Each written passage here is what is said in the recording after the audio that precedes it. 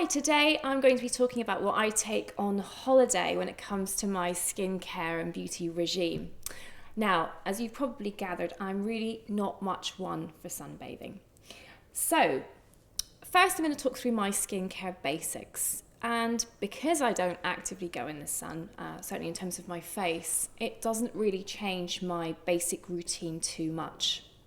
So what I tend to take away with me is a basic cleansing gel which doesn't foam, removes excess grime, sweat, sunscreen, but doesn't dry my skin out and doesn't clog my pores up. So this one from La Roche-Posay is my go-to basic cleanser, and that won't change when I'm away. The next thing I'm going to do will be to protect my skin from any excessive UV exposure, and given that you're going to be somewhere that's sunnier than the UK typically, that makes sense. And I will use my favourite antioxidant, which is a vitamin C serum from Abaji. They're a professional C serum, and I use the 20%. That gives the skin a nice brightness, a nice dewiness, and it also helps capture any free radicals that are generated from UV that gets through your sunscreen, because we're all human. Then I'm going to use a moisturiser, and again my go-to one is one from Abaji called Hydrate, which has oomph but doesn't leave my skin shiny and sits really well under sunscreen. It just gives my skin what it needs, and it's great for journeys over to your destination on the plane as well. So that's me prepped and ready for protection, and as we know, Celtic genes don't tan, won't tan. So I think fair skin looks a bit, not at its best whenever it's shiny, whenever you're on the beach or at the beach club. So I like to be really matte. So I go for this sunscreen from Abaji. It's called their Sunshield SPF 50, and it's simply the mattest sunscreen I've ever come across. So non-oily finish, doesn't clog pores, no whitish cast, doesn't ball up. So that's kind of my holy grail sunscreen when I'm on holiday.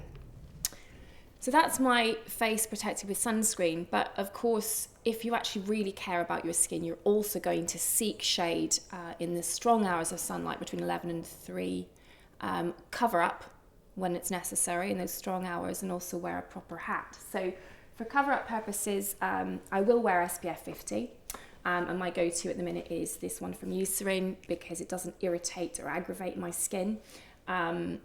But during the strong hours, I will cover up. And I tend to use a Denim Shirt, which obviously is quite in right now because the fabric is nice and densely woven. So UV doesn't tend to get through chambray. This one's from J. Crew. So I'll put that over my shoulders, which will protect those delicate areas like the décolletage and the shoulders, which do tend to be the places where people get caught out and catch too much sun. Hats, very necessary to protect your face, especially if you're prone to hyperpigmentation. So if you're one of the unlucky ones to suffer from melasma, then a proper hat should just be part of your summer wardrobe, and it's probably best to have a few. So the things to look for: the material the hat's made from should again be really densely woven. So if it's a little sort of sexy straw fedora and the hat actually transmits quite a lot of light when you hold it up to the window, you're not going to get proper protection, and you're probably going to actually get more sun than you realise as well, so you'll get caught out. So that's quite a common reason why people find that their pigmentation actually paradoxically gets worse, because they get a little complacent. So this one is nice and densely woven, but actually the brim isn't quite big enough. You need a 3-inch brim to properly protect your face. So not bad, but not perfect.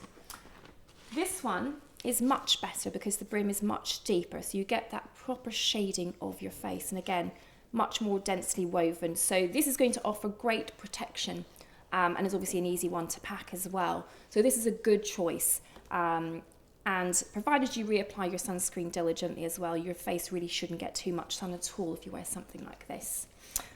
Good brands to look for are Helen Kaminsky and Global Babe, both of which come with a UPF rating, which is the clothing equivalent of an SPF rating. So that's something to be aware of too. So that's protection. Now, obviously you're going to be relaxed, enjoying the sun, but things will happen. And for me, those things that might go wrong with my skin are 1, spots, and 2, insect bites. So insect bites, I tend to use an insect sort of repellent or a roll-on, but sometimes that won't work and they will still find me.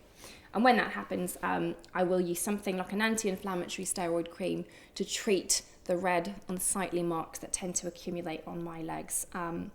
It's a real pain, but apparently a sign of attractiveness, but not so much whenever they've gone for lunch, breakfast and dinner all down your shins. For spots, obviously if your skincare is well chosen and you're careful about your makeup choices, again, it shouldn't be too much of a problem. But if so, it is worth having a little emergency spot treatment on standby. For me, that's a product called Duac, which is a prescription cream containing benzoyl peroxide. But something over the counter from Dr Murad containing 2% salicylic acid will also be a good choice. So that's minor emergencies taken care of. Body care, I'll tend to use something really soothing and anti-inflammatory to wash my skin with. After a day on the beach, I like this Aveeno shower and bath oil, which is quite soothing and non-drying.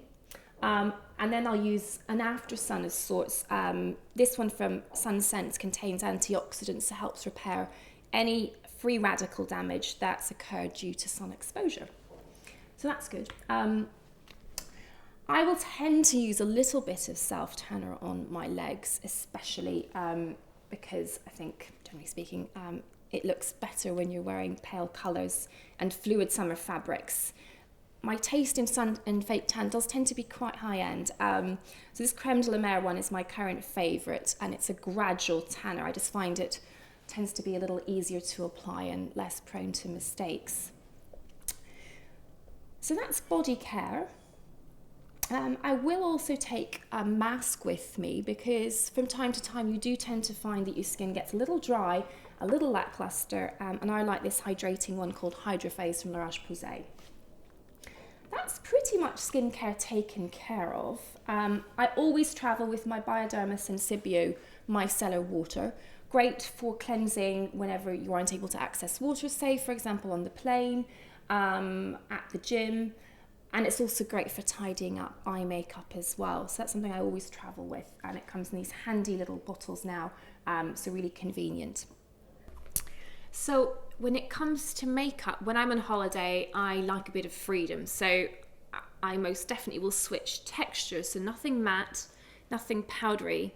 And I'll tend to lean more towards the dewy and light reflective type of products. So firstly, my base, I will tend to wear a little bit, just to even out any little bit of redness around the nose and things. So I'll tend to switch my usual foundation to a tinted moisturizer, and I like this one from NARS. It's quite glowy, gives a little bit of coverage, doesn't clog pores, and isn't really terribly visible on skin, but you definitely get a bit of evening out, and it tends to last on skin as well, which is important in a hotter, more sticky climate. So that's nice. I'll tend to use Laura Mercier Secret Concealer under my eyes. I just find this to be the best product around for concealing that little bit of bluish tone that you tend to get under the hollow of the eye. It's nice and creamy. It does conceal nicely. It doesn't look weird in pictures, and it doesn't tend to settle into fine lines. So love that. I use a little bit of Vichy Dermablend, which I keep in a little compact for concealer. And then coming on to cheek, so I think that where you tend to have a bit more fun perhaps when you're on holiday is with the cheek. So I will use a cream blush, and I use this one from Stila called Convertible Colour. It's a bit of a classic. I use it in Camellia, which is a nice peachy shade, so it doesn't tend to dial up too much the more reddish tones in my fair Irish skin. And it just blends beautifully onto the apple of the cheek, looking really fresh, natural and flattering. And then if I'm feeling a bit creative, I'll do a little bit of sculpting, and my current favourite is the Kevin Aqua Creamy Sculpting Duo, and this is in number 4, medium and candlelight, and I love this product. So you get a darker shade for contouring under the cheekbone, and then a lighter shade for highlighting on top of the cheekbone, so it just really makes bone structure pop, and is super flattering and lovely and creamy in texture. Coming on to eyes, I don't tend to do too much to my eyes. I want to be quite relaxed, and I think it looks a little harsh, especially if you're going out in the early evening and it's still light. So we'll curl my lashes with good old Schumacher eyelash curlers, and then load up on plenty of black mascara. I'm currently loving Lancome Hypnose. And that will be it for eyes. I will finish off by doing a bit of brow work, because I think definition in the brows is uber important. And one of those things that makes such a difference, but in such a subtle way. People often quite pinpoint exactly what it is that you've done. But filling in your brows and giving them a little more shape and definition is one of my favourite little tips to bring a little bit more presence to the face. And this one from Kevin Aqua in Brunette is fantastic. You can just get nice little feathery strokes, and it doesn't make the eyebrow look too solid, which I think is a really unflattering look. So a great one if you're trying to bring a little Cara Delevingne into your life. And then lips, I tend to keep it pretty much as I would normally, using nude shades that are quite similar in tone to my own lip colour. And I love Burberry for lip shades and in that sort of neutral, natural hue. My current favourite is English Rose, and I use their Rosewood Lips pencil with that. It just gives you a little bit more definition and volume than you naturally have, but in a way that looks very flattering and natural. So that's pretty much it. That's my holiday face wrapped, really. What I haven't mentioned perhaps is what I do with nails. So I will tend to deviate from my usual colour, which is Essie Wicked, and use something with a little more kind of holiday flavour. So on toes, I will go with this Chanel one, which is like a really hot pink called Fracas, which is rather sweet because it's also the name of my favourite perfume.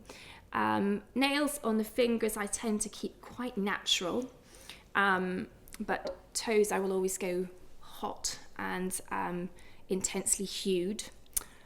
And then, I didn't mention sunglasses, totally important, very important in terms of your protection of your most delicate asset, the skin around your eyes, and literally pretty much all day outdoors in the sun, I'll be seen with my sunglasses on, even in the pool.